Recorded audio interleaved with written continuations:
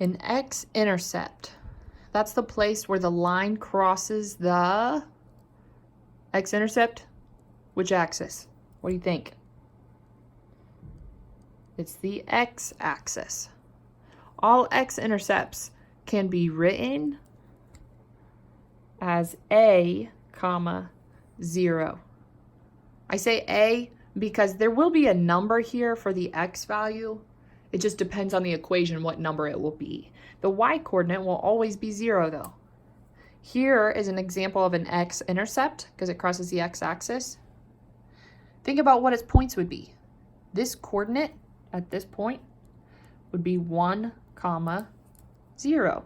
Oh, look, a number for the x value, 0 for the y value. If it's on the x-axis, it hasn't gone up or down.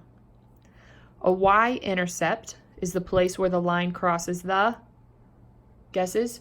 Anyone? Anyone? Good job, y-axis. All y-intercepts can be written as 0, comma, b. 0 for the x value, because think about it. This is a y-intercept right here. Its x-coordinate is 0 because it's on the y-axis. The y-coordinate is not exactly -1. It's a little bit lower than that. I'm going to guess and say -1.3. It's about where it's at.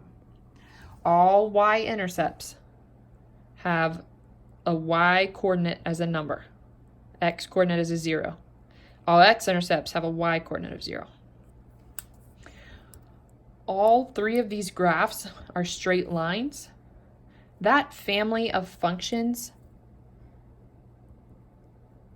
is called linear functions.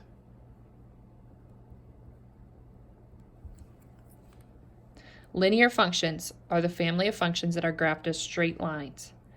Every function that is graphed as a straight line is called linear. Slope-intercept form is one of the quickest and easiest ways to graph a linear equation, and it's the only form that we're going to use not in Unit 6. That's a typo. Cross that out. Should say Unit 5 there. Slope-intercept form is written as y equals mx plus b. Which one is dependent, y or x? Hopefully you said y. That's not news. And x is independent, just like Unit 4. That's not new. The slope is m, and b is the y-coordinate of the y-intercept. M is the slope, b is the y-intercept. Those are the important parts you need to remember. In this form only, the coefficient of x is the slope. Here's the coefficient. Remember, that's the number with the x. So the coefficient of x is the slope.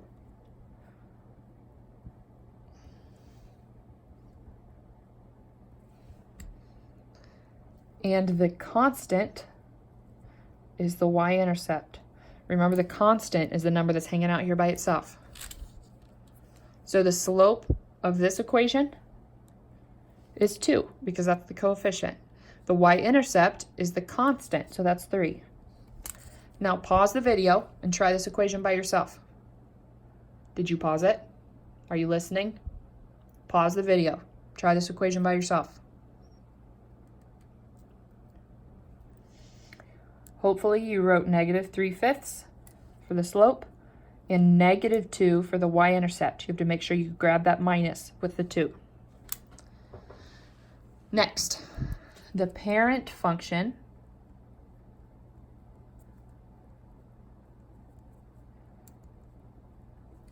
for all linear functions is y equals x. A parent function is the original, most basic version of a linear function. So imagine that these 3 graphs up here are all like little children graphs. And this is the parent graph. This is what the linear function looks like originally. See how this one has the same shape, but it's shifted down? This one is flipped around the other way, so this one had a negative with it. This is the parent function because it's the original. All extra numbers in the equation are some form of transformation. So here's your parent equation. Since this equation has a -2 at the end, that means it's shifted down 2. This one goes straight through the origin. The parent function slope should be the coefficient of the x. But look, this coefficient was given to you. It's right there with the x. There's no coefficient with this x. But what coefficient can you write in front of that x? A 1. So what is the parent function slope? 1. The y-intercept is supposed to be the constant, the number that's hanging out by itself, but there's no constant here. What constant can you write in that won't change the problem? Plus 0. So what's the y-intercept? 0. These two equations are exactly the same. I just filled in the blanks with those invisible numbers that we don't need to write. What are some solutions to this equation? If it was a solution, it would be a point that's on the line. So this point right here is a solution because it's on that graph. Sorry for the crooked line. It also is a solution because it works in the equation. If you take this point and you plug it in, it's going to come out to be true. 1 equals 1. You take this x value and plug it in for x. Take the y and you plug it in for y. 1 equals 1 is a true statement. I want you, right now, pause the video and pick out another point that is a solution of this equation. Look anywhere down the line. Pick out another point. There's one right here, one right here, one right here. There's one right here, one right here. Pick out another point just like I did and show me that it's true. Pause the video. Find one for yourself. Are you listening? Did you do that? Did you pause the video? I need you to write another solution. Once you're done with that, turn it over. We're going to do example number 1.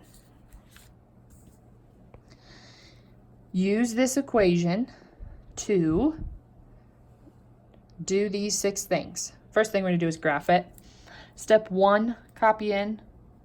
You need to plot the y-intercept.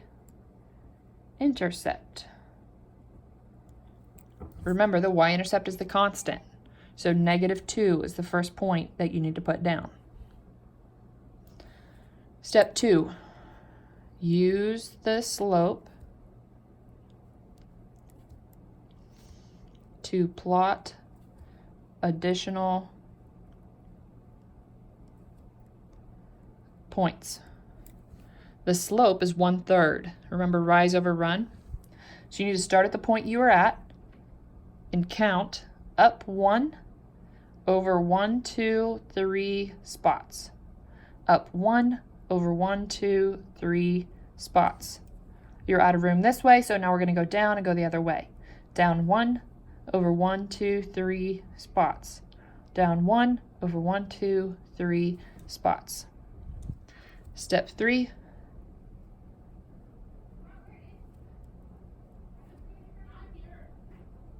Connect the points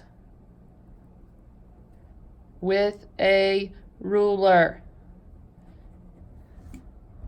Pause the video.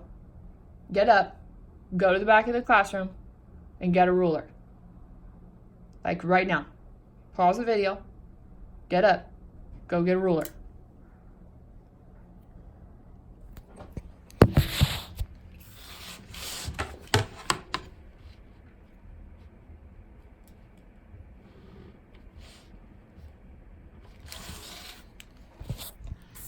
Now that we have a nice, beautiful straight line, we can proceed. The domain, remember, is all possible x's. Since there's an arrow on the left and an arrow on the right, you get to just write -infinity to infinity. And the range is the same, because look, bottom's an arrow, top's an arrow. negative infinity to infinity. This is an increasing function, so I'm just going to circle that. Its parent function is y equals x. The parent function is always y equals x. Now give a possible solution for this function. Remember, that's just any point that's on that line. I choose this one. That is 3, negative 1. Now we're going to prove it using the equation and the graph. Remember, this is x and this is y. So I'm going to take that negative 1, plug it in for the y spot, equals 1/3 times x, so times 3, and then minus 2. The negative 1 I'm going to rewrite, equals 1/3 times 3 minus 2. You're just going to type in a calculator. 1/3 times 3 is 1. 1 minus 2 is negative 1. Oh, so look, that checks out. Negative 1 equals negative 1. That's right. And prove it using the graph.